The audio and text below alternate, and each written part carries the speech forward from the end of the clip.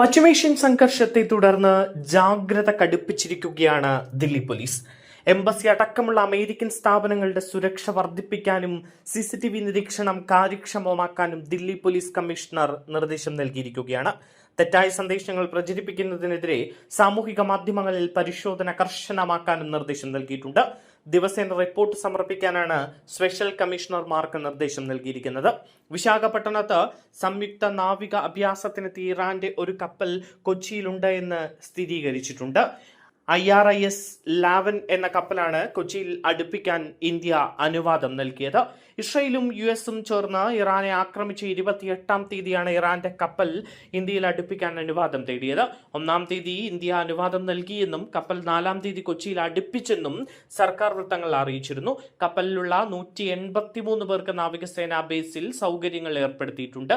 ഇതിനൊപ്പം ഉണ്ടായിരുന്ന IRIS ദേന കപ്പലാണ് America കഴിഞ്ഞ ദിവസം മുക്കിയത്. അതേസമയം ഇറാൻ നാവികസേനയുടെ കപ്പലിന് കൊച്ചിയിൽ അഭയം നൽകിയത് സുരക്ഷാ കാര്യങ്ങൾക്കുള്ള കേന്ദ്ര മന്ത്രിസഭാ സമിതി കൂടി അറിഞ്ഞാണ് എന്ന റിപ്പോർട്ട്.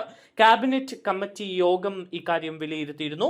കപ്പലിലെ നാവികർക്ക് എല്ലാ സൗകര്യവും നൽകി എന്നാണ് ഇന്ത്യ ഇറാനെ അറിയിച്ചിരിക്കുന്നത്. ശ്രീലങ്കൻ തീരത്ത് ഇറാൻ കപ്പലിന് നേരെ അമേരിക്ക ആക്രമണം നടത്തിയിരുന്നു. 100ഓളം പേരാണ് കപ്പലാക്രമണത്തിൽ കൊല്ലപ്പെട്ടത്.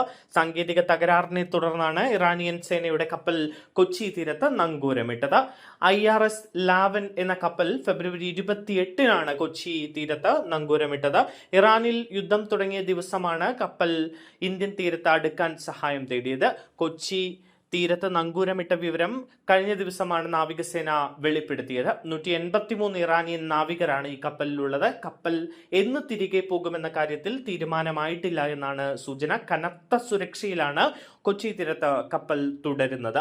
ഹൈദരാബാദിലെ നാവികാഭ്യാസ പ്രകടനത്തിന് ശേഷം മടങ്ങിയ മറ്റൊരു ഇറാനിയൻ കപ്പലിന് നേരെ US ആക്രമണം നടന്ന സാഹചര്യത്തിൽ കൂടിയാണ് ഇപ്പോൾ കടുത്ത സുരക്ഷ ഈ കപ്പലിന് നൽകിയിരിക്കുന്നത്.